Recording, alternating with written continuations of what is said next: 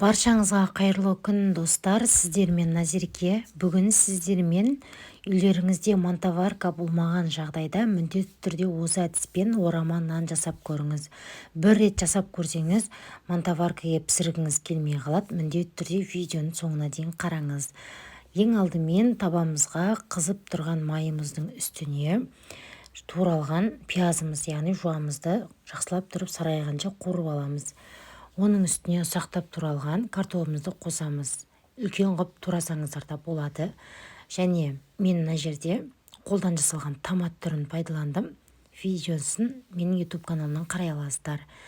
Немесе өзіңіз дайын томат түрін қосып, тағы да жақсылап тұрып араластырып, қуырып, одан кейін барып суымызды құйып, бетін жауып, орташа отта қайнататын боламыз.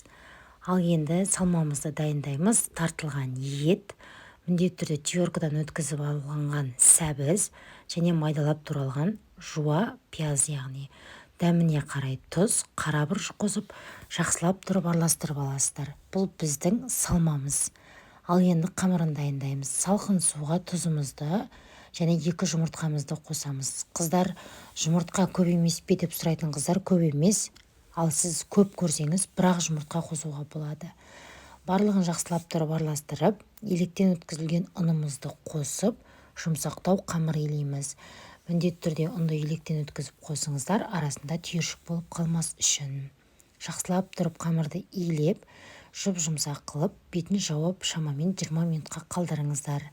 Иі қанып әбден дайын тұрған ұнымызды колбаса сияқты ұзынша етіп созыңқырап, содан кейін барып бөліктерге бөліп алсаңыздар болады. Көз мөлшерімен мен осы жерде 5 бөлікке бөлдім және ұнның көмегімен қамырымызды әдемілеп домалақ етіп жайып шығамыз. Қамыр міндетті түрде жұп-жұқа болғаны дұрыс. Және оның бетіне сұйық майымызды жағамыз, бір тегіс қылып, содан кейін барып салмамызды толықтай бетіне орналастырып шығамыз. Міндетті түрде салманы барлық шетіне тегізіп салыңыздар. Сонда қамырмен піскен кезде өте дәмді әрі тез желінетін болады. Барлығын толық салып болғаннан кейін рулет сияқты ораймыз жақсылап тұрып. Мінекей осымен біздің орамамыз да дайын болды. Дайын болған ораманы қыздар міндетті түрде сорпасының бетіне қоятын кезде бізде сорпасы қатты қайнап тұру керек. Сонда қамыр езіліп кетпейді.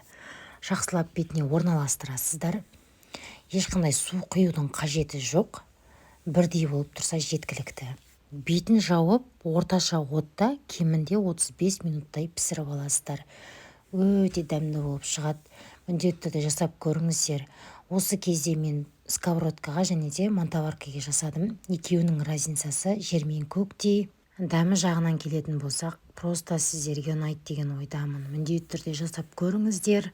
Егер видео ұнаса, каналыма жазылып қойыңыздар. Сіздермен болған Назерке.